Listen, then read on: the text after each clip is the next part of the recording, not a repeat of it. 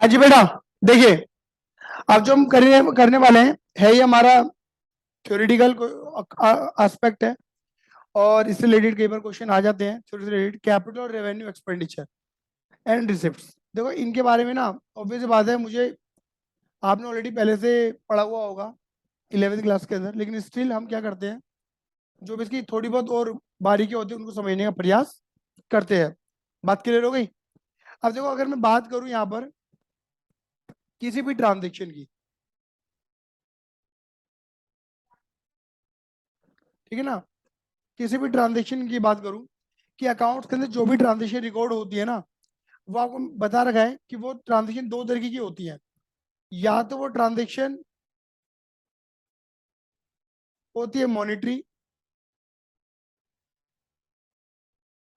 या फिर वो होती है ट्रांजेक्शन नॉन मॉनिटरी।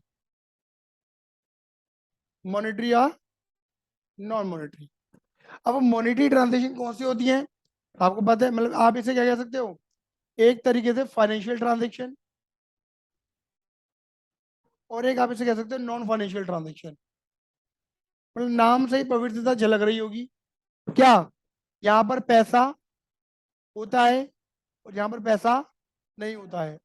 तो मॉनिटरी ट्रांजेक्शन का मतलब क्या होता था कि वो सारी ट्रांजेक्शन जहां पर पैसे की उपस्थिति है, मतलब जहां पर मनी की उपस्थिति है। मनी का मतलब क्या होता था, ruling currency of the country, country में चलने वाली करेंसी को मनी बोलेंगे। जैसे हम इंडिया के अंदर पढ़ रहे हैं ना, तो जहां पर जिन ट्रांजेक्शन में रुपया रुपीस होगा वही मॉनिटरी है, अदरवाइज वो नॉन मॉनिटरी ट्रांजेक्शन है। बात क्लियर हो गई नहीं हो गई? हाँ है ना? अगर हम अमेरिका में पढ़ रहे होंगे, जहां पर डॉलर होगा वही क्या हमारे लिए मॉनिटरी ट्रांजेक्शन होगी, अदरवाइज वो नॉन मॉनिटरी है। क्या हम यहाँ पर डॉलर में ट्रांजेक्शन कर सकते हैं? तुम मुझे फीस दोगे डॉलर में, क्या मैं एक्सेप्ट कर पाऊंगा? नहीं, मेरे लिए वो मात्र एक कागज का टुकड़ा है। लेकिन रुपया दोगे तो वो एक्सेप्ट होगा। बात क्लियर हो गई नहीं हो गई? तो यहाँ पर वही वाली बात, यहाँ पर जहाँ रुपीज है, जहाँ करेंसी है वो मॉनिटरी है, और जहाँ करेंसी नहीं है वो नॉन मॉनिटरी है। लेकिन फिर भी मैं एक बात समझाया था आप सभी को कि याद रखना मेरे बेटा जी, धंधे में दोनों ट्रांजेक्शन होती हैं। धंधे में दोनों ट्रांजेक्शन होती हैं। बात क्लियर होगी नहीं होगी? दोनों ट्रांजेक्शन होने का मतलब क्या हुआ, बातों को समझना। धंधे में दोनों ट्रांजेक्शन देखने को मिलेंगी। मतलब किसी भी बिजनेस के अंदर दोनों ट्रांजेक्शन है, मॉनिटरी भी होती है और नॉन मॉनिटरी भी होती है। यानी कि अगर मैं बात करूं अपने बिजनेस की बात कर लेता हूँ, जैसे मैं तुम्हारे सामने खड़ा हूँ, तुमको पढ़ा रहा हूँ बेसिकली, क्या हम इसमें कोई पैसों को लेन देन कर रहे हैं? नहीं। तो मेरा पढ़ाना और तुम्हारा पढ़ना, ये कौन सी एक्टिविटी है? Non monetary transaction, non monetary activity कह सकते हो आप इसे। हाँ है ना? ऐसा तो नहीं हो रहा ना कि मैं पढ़ा रहा हूँ, तुम्हें पढ़ने में बहुत मजा आ रहा है, और अचानक से प्रेरणा दीदी सुगंध दीदी निकालेंगी 20-20 रुपए की गड्डियां और कहेंगी ओड़ा ओड़ा, हाँ है ना, नाच मेरी बुलबुल तुझे पैसा मिलेगा। हाँ है ना? ऐसा तो नहीं हो रहा ना? बेसिकली मैं पढ़ रहा हूँ, तुम पढ़ा रहे हो, बात खत्म हो जाती है। नॉन मॉनिटरी ट्रांजेक्शन है। लेकिन जब आपने मुझे फीस सबमिट करी अपने फाउंडेशन की, तो वो कौन सी ट्रांजेक्शन होगी मेरे बेटे जी? मॉनिटरी। अगर मैं देखूं, इस बातों को समझूं, तो मेरे इस बिजनेस में पढ़ाना भी जरूरी है और पैसा भी जरूरी है। फीस नहीं लूंगा तो भी धंधा नहीं चलेगा, और नहीं पढ़ाएंगे तो भी धंधा नहीं चलेगा। तो धंधे में दोनों चीजें इंपॉर्टेंट है, मॉनिटरी भी और नॉन मॉनिटरी भी। बोलो हाँ, ये ना क्लियर ही नहीं है? अब जैसे अगर आपके फादर जॉब करते हैं कि मम्मी जॉब करती है, तो वो महीना भर से किसी कंपनी के अंडर अपने बॉस के अंडर क्या करते, काम करते हैं। मतलब चाहे वो फिजिकली वर्क कर रहे हो या वो मेंटली वर्क कर रहे हो, दिमाग वाला काम कर रहे हो या फिर अपने शरीर वाला काम कर रहे हो। बोलो हाँ, ये ना क्लियर है? पूरा महीना भर वो जो भी काम करते हैं, ठीक है, तो वो कौन सी ट्रांजेक्शन है? Non monetary. At the end of the month या अगले महीने की 7 तारीख तक जो सैलरी क्रेडिट होती होगी खातों के अंदर, तो वो क्या हो गई? मॉनिटरी ट्रांजेक्शन हो गई। हाँ ये ना? तो यानी कि हमारे धंधे में दोनों ही ट्रांजेक्शन काम करती हैं, मॉनिटरी भी और नॉन मॉनिटरी भी। क्या मेरी बात क्लियर हुई? आई बात समझ में नहीं आई? चलो बेटा आगे। लेकिन देखो एक चीज हमेशा याद रखना, आप सब जानते हैं कि आप ऑलरेडी फाउंडेशन लेवल के, तो आपको समझ में आती है चीजें कि ट्रांजेक्शन को ना, ट्रांजेक्शन को इधर देखना, ट्रांजेक्शन को रिकॉर्डिंग फेस में ले जाने से पहले, ये देखो रिकॉर्डिंग, रिकॉर्डिंग फेस। अब रिकॉर्डिंग फेस पता है क्या होता है? रिकॉर्डिंग फेस का मतलब रिकॉर्ड करने से पहले। अभी रिकॉर्ड कहाँ होती है? जो भी ट्रांजेक्शन होती है जनरल में। और आप सभी जानते हैं कि मॉनिटरी ही रिकॉर्ड होती है, नॉन मॉनिटरी रिकॉर्ड हो ही नहीं सकती, क्योंकि उसका कोई measurement in terms of money possible नहीं है। आप जर्नल में रिकॉर्ड करते हो, या जर्नल जैसा क्या बनता है पता है? Subsidiary book. क्या? Subsidiary book. बोलो आए ना। अब वहां रिकॉर्ड कर दो। क्लियर है ही नहीं है? तो कहते कि भैया ऐसा है कि इनको रिकॉर्ड करने से पहले ना, इनको रिकॉर्ड करने से पहले we have to find out nature. हमें इनका नेचर फाइंड करना बहुत ज्यादा जरूरी है। बात क्लियर होगी नहीं हो गई? कह रहे इनको रिकॉर्डिंग फेज में ले जाने से पहले, अरे पहले बढ़िया आ रहा तब धोखा दे रहा है मेरे को।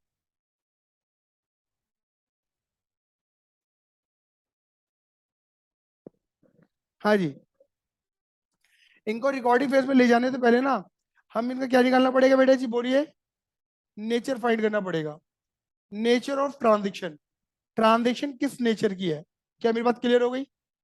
नेचर ऑफ ट्रांजेक्शन, ट्रांजेक्शन का नेचर पता लगाना पड़ेगा। याद कर लेना, पहले बता के चलो, समझ लेना। मतलब आप ये सोचो कि ट्रांजेक्शन को उठा के जनरल में रिकॉर्ड नहीं करते डायरेक्ट। जर्नल तक पहुंचने में एक सोच आती है, वो सोच ही ये चैप्टर है। और वो सोच क्या है? Nature of transaction.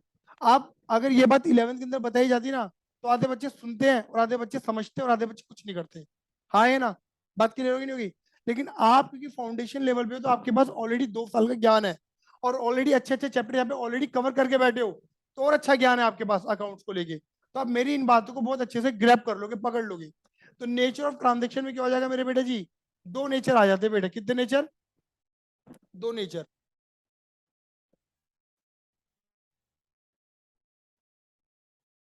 क्लियर है ही नहीं है? 2 नेचर आ जाते हैं मेरे बेटे जी। क्लियर है ही नहीं है? ठीक है।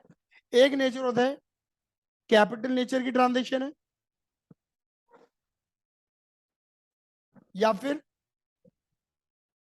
बस यही है, राइट चॉइस बेबी, आहा। क्लियर नहीं है? बात क्लियर नहीं हुई? भैया यही है, आपको यही पता लगाना है कि भैया मैं इसे कैपिटल नेचर का मानू ट्रांजेक्शन को, या रेवेन्यू नेचर का मानू। बोलिए हाँ या ना। एग्जाम्पल की मैं बात करके चलता हूँ। जब अगर ऐसे बोला जाता था कि परचेज फर्नीचर, तो तुम चिल एंट्री लगाते थे, furniture account debit to cash bank account. आप फर्नीचर को एसेट मान के रिकॉर्ड करते थे। हाँ या ना? क्लियर ही नहीं है? तो आप पता है उसे क्या मान रहे हो एक तरीके से? Capital nature. मतलब जितना भी आप सीधे सिंपल सी बात करके चल रहा हूं, अगर आप किसी भी चीज को क्या मान रहे हो, आपके मन में है कि कहाँ लेके जाना है इसे, बैलेंस शीट में लेके जाना है, तो समझ जाना आप उसे क्या मान रहे हो? कैपिटल नेचर का मान रहे हो। बात क्लियर हो गई?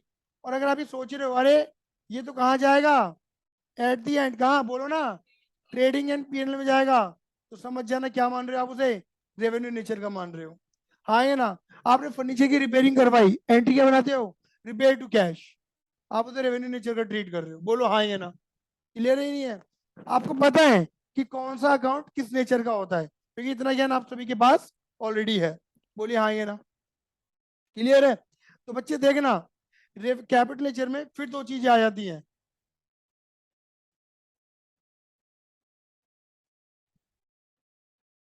ऐसे रेवेन्यू नेचर में भी कितनी चीजें आ जाती हैं?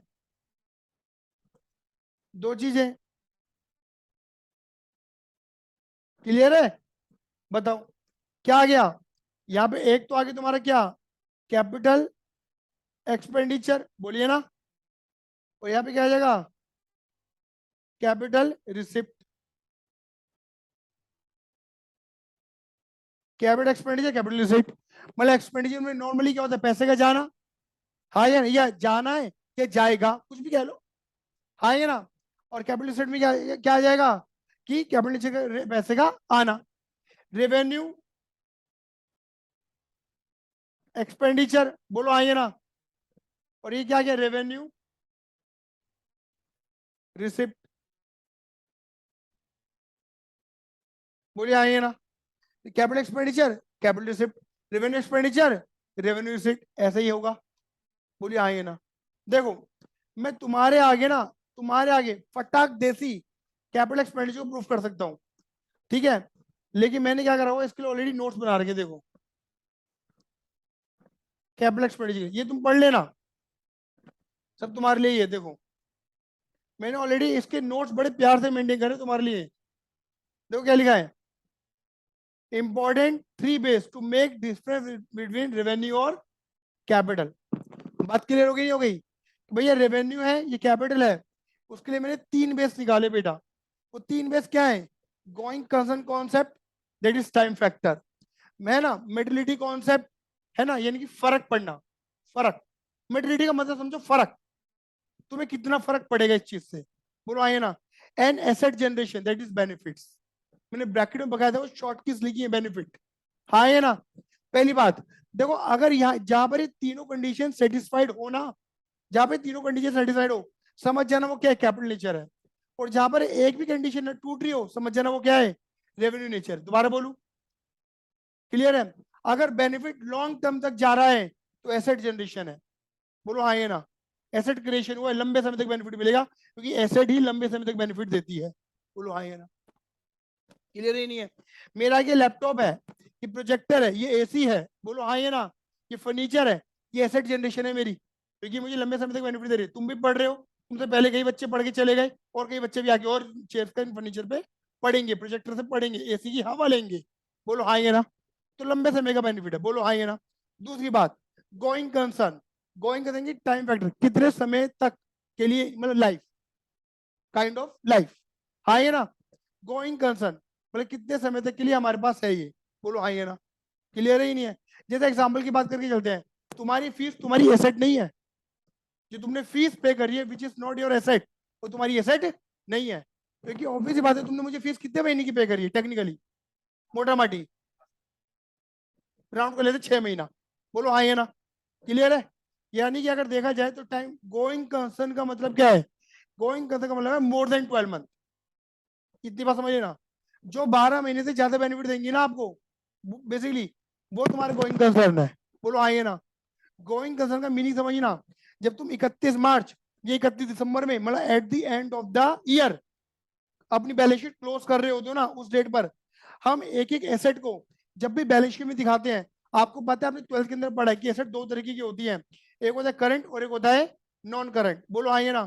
पता है, जब भी आप बैलेंस शीट बनाते हो और एसेट को देखते हो, एसेट का आप इवेल्युएशन करते हो, क्या ये एसेट लंबे समय तक बेनिफिट देगी, और लंबे समय का मतलब क्या हुआ, कि मैं बैलेंस शीट पे खड़ा हूँ, क्या ये अगली बैलेंस शीट डेट तक मुझे बेनिफिट देगी, ये एसेट अगर देगी तो वो मेरी होती है नॉन करंट एसेट, मतलब फिक्स एसेट जिसे बोलते हैं। और अगर बेनिफिट नहीं देगी, ये तो खत्म हो चुका है बेनिफिट, या इस ईयर में क्लोज हो जाएगा, तो वो मेरी कहलाएगी करंट एसेट, जो जल्दी खत्म हो जाती है।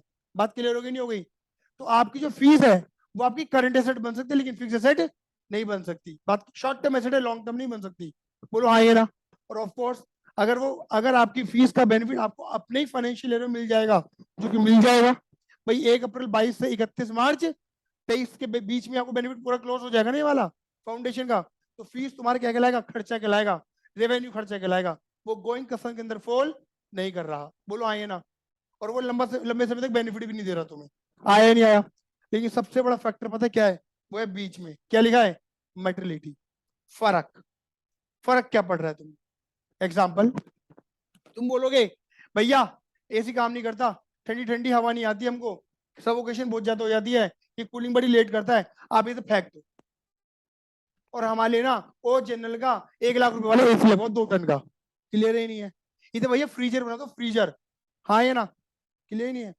अब आपने क्या बोला, 2 लाख, आपने बोला 1 लाख का 2 टन का ओ जर्नल, एक कोई और ब्रांड बोलते हो ठीक है, ओ जर्नल, इतना बड़ा ओ मगरमच्छ की तरह खोला तुमने, हाँ है ना। क्लियर है? तो फर्क पड़ेगा, इतना तो कमा नहीं ना तुमसे जितना तुम खर्चा करवा रहे हो, ठीक है ना, फर्क पड़ेगा, बोलो हाँ है ना। क्लियर ही नहीं है? लेकिन तुम कहोगे ये ना ऐसा है, ये इसका भैया रिफ्लेक्शन बढ़ता है व्हाइट बोर्ड पे, आप जो दिखाते हो ना प्रोजेक्टर, रिफ्लेक्शन बढ़ता है, रोशनी बढ़ती है यहाँ पे, रोशनी, आप पर्दा डाल दो एक, कुछ नहीं आता भैया, सस्ते महंगे सारे पर्दे आते हैं, अच्छा खासा पर्दा भी लोगे तो 3,500 रुपए का एक पर्दा आ जाएगा, जो प्रोजेक्टर का पर्दा आता है, कोई बड़ी अमाउंट नहीं है, कोई बड़ी अमाउंट नहीं है, मुझे फर्क, चलो डाल दो कोई दिक्कत नहीं, क्योंकि वो मुझे पता है ना, वो पर्दा खाली तुम्हारे लिए नहीं डाला गया, वो सभी बैचेस के लिए डाला गया, सभी बच्चों के लिए डाला गया, बोलो हाँ ये ना। मतलब जिसे हम कहते हैं प्रोजेक्टर स्क्रीन, समझ गए मेरी बातों को? उधर फर्क पड़ रहा है, वो मेटेरियलिटी है, इधर फर्क नहीं पड़ रहा, वो नॉन मेटेरियल ट्रांजेक्शन हो गई, मेटेरियलिटी नहीं आ रही इधर मेरी, बोलो हाँ ये ना। क्लियर ही नहीं है? मेटेरियलिटी का मतलब जो आसान भाषा में समझा दो ना बच्चों को, मैं समझा दो, किसी के लिए 10,000 रुपए भी क्या है, बहुत बड़ी अमाउंट है, और किसी के लिए 10 करोड़ भी क्या है। तो मेटेरियलिटी क्या होती है ना, person to person, company to company vary करती है, समझ गए समझ गए? बोलिए हाँ ये ना, हाँ ये ना। जैसे नंदग्राम वालों के लिए क्या होगा, 100 रुपए की पार्टी भी बहुत बड़ी पार्टी है। राकेश वालों के लिए 1000 रुपए है, 1000 रुपए छोटी पार्टी है। समझ गए बात करोगे नहीं? मैं बेइज्जती नहीं मार रहा हूँ, महसूस हो रही है तुम करो, ठीक है। आई बस में नहीं है, बोलिए हाँ ये ना। मर्टिलिटी का फर्क पड़ता है। अगर अगर मर्टिलिटी है तो एसेट जनरेशन हो जाता है, और अगर मर्टिलिटी नहीं है ना तो एसेट जनरेशन भी। एग्जाम्पल देता हूँ, देखो इधर देखना। मैंने बोला ना, जैसे व्हाइट बोर्ड है, ये व्हाइट बोर्ड की जो मतलब प्रोजेक्टर की जो स्क्रीन है, ये क्या है मेरे लिए, नॉन मटेरियल है। देखा जाए तो व्हाइट बोर्ड या प्रोजेक्टर की स्क्रीन लंबे समय तक बेनिफिट देंगी, लॉन्ग टर्म बेनिफिट है, गोइंग कंसर्न है, एसेट जनरेशन है ना, गोइंग कंसर्न भी आ रहे हैं लंबे समय का, बोलो आए ना। लेकिन मटेरियलिटी नहीं है। क्या है मटेरियलिटी? क्योंकि इन खर्चों से मुझे फर्क नहीं पड़ रहा। तो ये व्हाइट बोर्ड और जो प्रोजेक्टर की स्क्रीन है, इन्हें मैं ट्रेडिंग पैनल में खर्चा मान के दिखा दूंगा, एसेट बैलेंस शीट के साइड में नहीं दिखाने का, क्योंकि ये मेटेरियल नहीं है मेरे लिए। आया नहीं आया? लेकिन अगर मैं स्कूल के अकॉर्डिंग बात करूं, स्कूल में कोई एक पर्दा लगता है, कोई एक व्हाइट बोर्ड होता है। यहाँ तो चलो 2000 रुपए का एक व्हाइट बोर्ड है, स्कूल में तो ऐसे लग जाएंगे 100 कमरों में 100 व्हाइट बोर्ड, और 2 लाख के व्हाइट बोर्ड हो गए, तो वहां पर क्या मटेरियलिटी आ गई? समझ गए ना? तो व्हाइट बोर्ड की मटेरियलिटी स्कूल में आ रही है, कोचिंग में नहीं आ रही। समझ में आया नहीं आया? क्या मेरी बात क्लियर हुई या नहीं हुई? ये चीज समझना। तो ये 3 कंडीशन जहाँ आती है ना, वहां हमें फर्क पड़ता है, वहां हम निकाल सकते हैं क्या, कि कौन सा चीज रेवेन्यू कौन सा कैपिटल है। जब तीनों कंडीशन आ गई वो कैपिटल है, और जहाँ एक भी टूट गई ऑटोमेटिक रेवेन्यू में चला जाएगा। तो जो रेवेन्यू है वो ट्रेडिंग पीएल का पार्ट बनेगा, और जो बैलेंस जो कैपिटल है वो बैलेंस शीट का पार्ट बनेगा। क्या मेरी बात क्लियर हो गई? देखो मैंने समझाने के लिए लिखा भी हुआ है, समझ गए समझ गए? देखो, जीरो टू इन्फिनिटी लगा रखा है मैंने, ये जीसीसी है, गोइंग कंसर्न कॉन्सेप्ट, पर लंबे समय का बेनिफिट रहेगा। समझ गए? तो वो एसेट क्रिएशन है, उसे हम कैपिटल नेचर का मानेंगे। बोलो हाँ या ना? और वही वाली बात है, अगर छोटे छोटे मतलब टाइम कैप का बेनिफिट मिलेगा, मतलब छोटे समय का बेनिफिट मिलेगा, लेस देन 12 मंथ या विद इन 12 मंथ में उस खर्चे का उस इनकम का बेनिफिट मिल जाएगा हमें, तो वो क्या कहलाएगा? रेवेन्यू कहलाएगा। आया या नहीं आया? क्या मेरी बात क्लियर हो गई? मेटर्निटी के बारे में मैंने बता दिया, एसेट के मैंने बता दिया था, ये तो कोई दिक्कत नहीं है, आप पढ़ के देख सकते हैं, मैंने बोला वही है जो लिखा हुआ है। क्या मेरी बात क्लियर हो गई? आया? बस इतना समझ लेना कि कैपिटल एक्सपेंडिचर जो तुम्हें 12th में पढ़ाया जाता था, 11th में, वो क्या होता है? वैसे कोई भी कैपिटल एक्सपेंडिचर हो वो पता होता क्या है, कोई भी कैपिटल नेचर हो, वो नॉर्मली क्या होता है बोलिए? नॉन रिकरिंग होता है, कभी कभी देखने को मिलता है। और ये क्या होता है बोलो? रिकरिंग। बोलो हाँ ये ना? क्लियर ही नहीं है? आज घर में राजमा चावल बने हैं, हाँ हाँ, मजा आ जाएगा, टेस्टी टेस्टी। क्लियर ही नहीं है? अचार के साथ तो रायते के साथ पीऊंगा उसे मैं। क्लियर ही नहीं है? और आज खा लिया जी भर के राजमा चावल, हो गए 10 साल की छुट्टी। ऐसा होता है क्या? इसे बोलते हैं long term benefit, asset creation इन पेट। ऐसा होता है क्या? नहीं होता। तो राजमा चावल नॉर्मली हर हफ्ते बन जाता है ना घरों में, तो वो कौन सा खर्चा है घर का? रिकरिंग खर्चा, बार बार बार बार बार बार। टेलीफोन का रिचार्ज है ना, ये इंटरनेट का रिचार्ज, ऐसा करते हो ना? क्लियर है? या फिर आजकल तो ओटीटी प्लेटफॉर्म बड़े सारे हो गए, नेटफ्लिक्स, प्राइम, इनका रिचार्ज हर साल हर महीने बार बार लगातार। बिजली का बिल आएगा ना? क्लियर है? नहीं है? तो क्या होगा बेटा जी, ये रिकरिंग है, ये बार बार होंगे। मुझे फीस मिलेगी, पापा को सैलरी मिलेगी, बोलो आए ना? वो क्या है? रेवेन्यू रिसिप्ट है। बोलो आए ना? मतलब बार बार होने वाले खर्चे या बार बार होने वाली इनकम। क्या मेरी बात क्लियर हुई नहीं हुई? बोलिए हाँ या ना? पता है आपको रेवेन्यू एक्सपेंडिचर या रेवेन्यू रिसिप्ट, ये रेवेन्यू का मीनिंग क्या है? ये रेवेन्यू का मीनिंग वही मीनिंग है जो तुम समझ रहे हो, रेवेन्यू, आमदनी। हाँ या ना? मतलब ये समझो, देखो,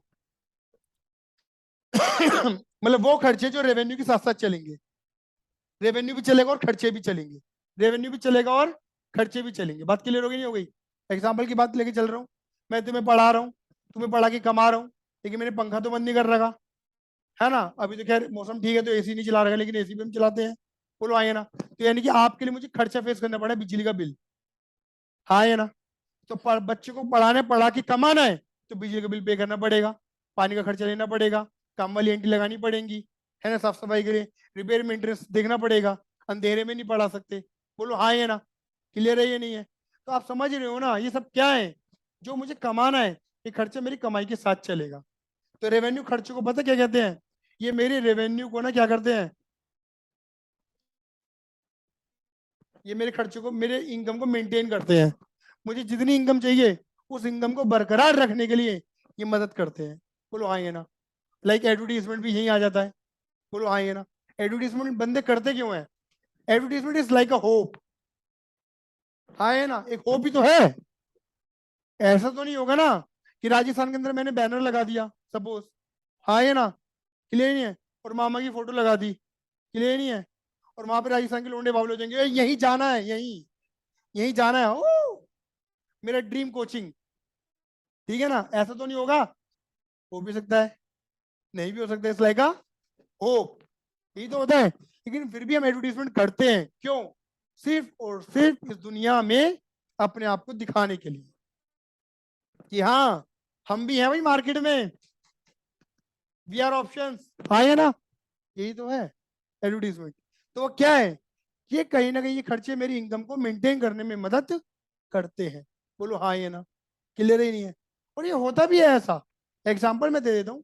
जैसे कि अगर आपने किसी को रेफर करा कि भाई मैं वहां पढ़ी थी, तू भी वहीं पढ़ ले, बेसिकली क्लियर ही नहीं है। ठीक है, उस बच्चे ने हो सकता है हमारा नाम ना सुना हो, क्लियर है, तुम्हारे मुंह से नाम सुना हो, और वहीं नंदराम की गलियों में वो ऐसे घूम रहा था बंजारा बन के, हाँ है ना, अचानक से देखा अरे अटल चौक में बैनर लग रहा है, अरे हाँ प्रेरणा दीदी ने बताया था यहीं कहीं, क्लियर, डबल रेफरेंस क्रिएशन हो जाता है वहां पर। तुमने बोला, भाई उसे बैनर दिख गया, समझ गए, तो उसे कहते एक स्टैम्प नहीं लगी, कितनी स्टैम्प लग गई? डबल स्टैम्प लगी। तो वहां पे बच्चे क्रिएट, हमारे लिए क्या होता है, क्लाइंट क्रिएशन हो जाती है। और ये हर किसी के साथ, मेरे साथ नहीं है, ये होते हैं हर किसी के साथ, क्लियर है। ब्रांड ऐसे ही काम करते हैं। आया? क्लियर है मेरी बात? तो रेवेन्यू रिसीट का मतलब क्या हो, मतलब वो आमदनी, वो पैसा जो बार बार आएगा, विच इज कॉल्ड रेवेन्यू रिसिप्ट। आया? ठीक है, बोलूं कैपिटल एक्सपेंडिचर क्या होता है? कैपिटल एक्सपेंडिचर, जितनी भी तुम्हारी एसेट्स होती है ना वो सब यहाँ आती है, और जितनी भी तुम्हारी लाइबिलिटीज होती है ना वो सब यहाँ आती है। जैसे बताऊं, मालिक ने पैसा लगाया कैपिटल, जिसे बोलते हैं कैपिटल रिसिप्ट। बिजनेस के पास क्या आ रहा है, पैसा आ रहा है, बट एक पैसा कौन दे रहा है, मालिक। बोलो हाँ ये ना, इसे कैपिटल रिसिप्ट कहते हैं। उसे हम अपना रेवेन्यू इनकम नहीं मान सकते, ये मालिक ने इन्वेस्ट करा है। बोलो हाँ ये ना, लंबे समय के लिए उधारी है हमारी टेक्निकली ये, क्योंकि मालिक से लिया गया पैसा भी उधारी है, हमें मालिक को वापस करना पड़ेगा विद विद प्रॉफिट। मालिक पैसा क्यों दे रहा है? प्रॉफिट कमाने के लिए दे रहा है ना। इंटरेस्ट तुमने लगा रखा है बेसिकली, हाँ ये ना, इंटरेस्ट ऑन ड्राइंग और इंटरेस्ट ऑन कैपिटल सिर्फ दिखाने दिखाने के है, वो तो कुछ नहीं है। समझ गए? बात क्लियर होगी नहीं हुई? एंट्री को घुमाने का तरीका है, हाँ। इंटरेस्ट ऑन ड्राइंग और इंटरेस्ट ऑन कैपिटल पार्टनरशिप के बिजनेस में सही काम करते हैं, कि वहां होना भी चाहिए। ठीक है, सही बात है। अब देखो कैपिटल एक्सपेंडिचर क्या है हमारे लिए, एसेट। जैसे मैंने बोला ना, ये मेरी इनकम को बढ़ाने में मदद करते हैं, या मेरी सुविधाओं को बढ़ाने में मदद करते हैं, हाँ ये ना, क्लियर है, या मेरी सर्विसेज पे या मेरे प्रोडक्ट पे चार चांद लगाने का काम करते हैं, क्लियर ही नहीं है? ये सब क्या है मेरे बेटे जी? Capital expenditure. बोलिए हाँ ये ना, क्लियर ही नहीं है? अब मैं यहाँ पर इजिली एक तरफ खड़ा होकर या हल्का फुल्का हिल डुल के पढ़ा रहा हूँ, मुझे पूरे व्हाइट बोर्ड घूमने की जरूरत नहीं है, यहीं बैठे बैठे ऑनलाइन रिकॉर्डिंग भी चल रही है, बोलो हाँ ये ना, और यहीं बैठे बैठे मैं आपको पढ़ा भी रहा हूँ। तो डबल काम, एक पग दो काज, हो रहे नहीं हो रहे हैं? क्लियर नहीं है? तो आपके लिए क्या हुआ, बैकअप क्रिएट हो गया अलग, और आपको बढ़ा दिया अलग, क्लियर है? और मैं बीच में हस्तक्षेप भी नहीं कर रहा, व्हाइट बोर्ड में आ रहा हूँ, बीच में आ रहा हूँ, बीच बीच में आधी चीजें आप यहाँ देख रहे हो, आधी चीजें मेरी छाती पे देख रहे हो, तो ऐसा होगा ना, दिक्कत हो जाएगा, विषय बन जाएगा। बोलो हाँ ये ना। तो वो क्या है, कैपिटल ये क्या है, ये मेरी सुविधाओं को बढ़ाने में, सर्विसेज को अच्छा करने में मदद कर रही है। क्या मेरी बात क्लियर हो गई? आया या नहीं आया? ठीक है ना, इन हम कैपिटल एक्सपेंडिचर कहते हैं। कैपिटल एक्सपेंडिचर से हमारे एसेट के रेट होते हैं, जैसे भी land, building, plant, machinery, furniture, fixture, loose tools, ये सब मेरी कैपिटल एक्सपेंडिचर है, एसेट है।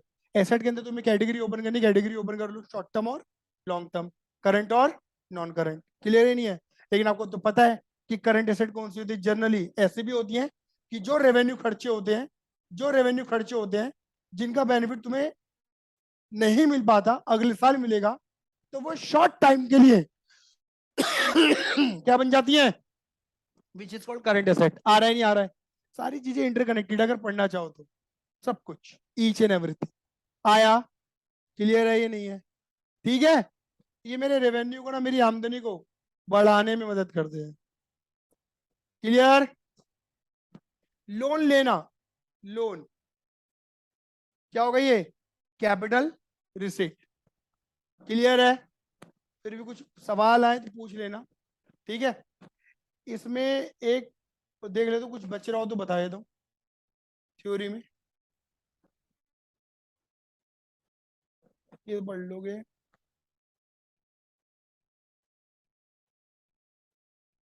देखो इसमें मुझे लगता है कि बताने लायक जो चीज है, बाकी तो मैंने सारी चीजें बोल दी हैं, प्लीज आप इसको पढ़ जरूर लेना। कुछ भी नहीं है, आपको मुश्किल से 15 मिनट लगेंगे समझने में। बस मैं एक चीज समझा देता हूँ, ये जो नॉर्मली है फंडा, क्लियर ही नहीं है। डेफर्ड रेवेन्यू एक्सपेंडिचर क्या होता है? देखो डेफर्ड रेवेन्यू एक्सपेंडिचर मैंने बता दिया ना। रेवेन्यू एक्सपेंडिचर यानी कि जो तुम्हारी आम होप, जिसे मैंने बोला, मतलब जो तुम्हारी इनकम को मेंटेन करने में मदद करेगा, बोलो हाँ ये ना। क्लियर ही नहीं है?